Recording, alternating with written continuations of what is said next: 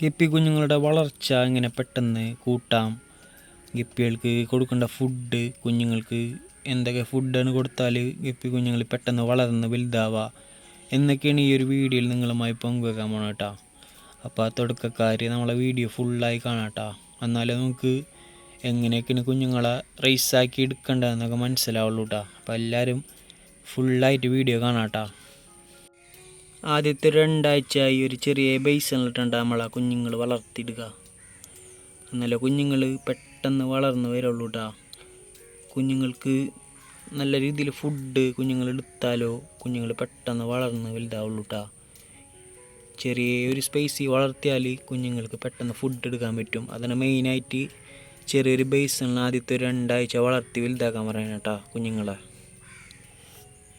നമ്മുടെ ചില്ലി മൊസൈക്കിൻ്റെ കുറച്ച് 1.5 മാസം പ്രായമായി കുഞ്ഞുങ്ങളുണ്ട് ഈ കാണുന്നത്. ഉമ്മാരെ നമ്മ ചെറിയൊരു ബേസിനിൽ തന്നെയാണ് വളർത്തിയത്. എന്നിട്ട് 2 ആഴ്ച മേലായപ്പോൾ നമ്മ അതേ ഒരു ഫ്രിഡ്ജ് ബോക്സിലേക്ക് മാറ്റിയേക്കണ്ട. ഇവന്മാർക്കും നമ്മൾ മൊയിനെ പോലുള്ള നല്ല ലൈഫ് ഫീഡുകളൊക്കെ കൊടുത്താണ് കേട്ടോ വളർത്തിയെടുത്ത്. പക്ഷെ ഇപ്പം നമ്മമാർക്ക് പെല്ലറ്റ് ഫുഡൊക്കെ തന്നെ കേട്ടോ കൊടുക്കണത്. കാരണം കുഞ്ഞുങ്ങൾക്കാണ് നമ്മൾ മെയിനായിട്ട് മൊയിനെ പോലുള്ള ലൈഫ് ഫീഡുകൾ കൊടുക്കുക. ചെറിയ കുഞ്ഞുങ്ങൾക്ക് ഒരു 1-2 ആഴ്ച പ്രായം മാത്രമുള്ള കുഞ്ഞുങ്ങൾക്ക് മൊയിനെ പോലുള്ള ലൈഫ് ഫീഡുകൾ കൊടുത്ത് അവന്മാരെ പെട്ടെന്ന് വളർത്തി വലുതാക്കി കൊണ്ടുവരും കേട്ടോ.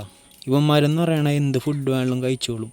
അപ്പോൾ നമുക്ക് ഇവന്മാർക്ക് കുറച്ച് പെല്ലറ്റ് ഫുഡ് കൊടുത്താലും വലിയ കുഴപ്പമൊന്നുമില്ല കേട്ടോ. അതാണ് ഇവന്മാർക്ക് നമ്മൾ പെല്ലറ്റ് ഫുഡ് കൊടുക്കണം കേട്ടോ ഇപ്പം. അപ്പോൾ ഈ കാണുന്ന കുഞ്ഞുങ്ങൾ നമുക്കൊരു 1-2 ആഴ്ചക്കുള്ളിൽ ഇവന്മാരെ നമുക്ക് സെയിൽ ചെയ്യാൻ പറ്റും കേട്ടോ. ഇവന്മാർക്ക് കളറൊക്കെ നന്നായി കയറി വരുന്നുണ്ട്. ഇപ്പോൾ ഒരു 2 ആഴ്ചയിൽ കഴിഞ്ഞാൽ ഇവന്മാരെ നമുക്ക് സെയിൽ ചെയ്യാം കേട്ടോ.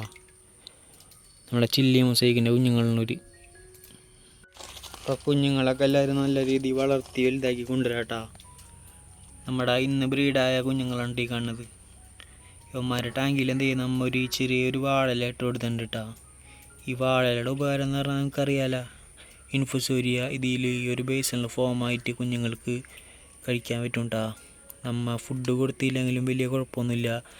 പക്ഷെ എന്നാലും നമ്മൾ ലൈഫ് ഫീഡുകളൊക്കെ കൊടുത്ത് ഇവന്മാരെ പെട്ടെന്ന് റൈസാക്കി കൊണ്ടുവരും കേട്ടോ. അപ്പോൾ ഇന്നത്തെ വീഡിയോ നിങ്ങൾക്ക് ഇഷ്ടമായെന്ന് വിചാരിക്കുന്നു. അപ്പോൾ നമുക്ക് അടുത്ത വീഡിയോ കാണാം കേട്ടോ. Bye guys.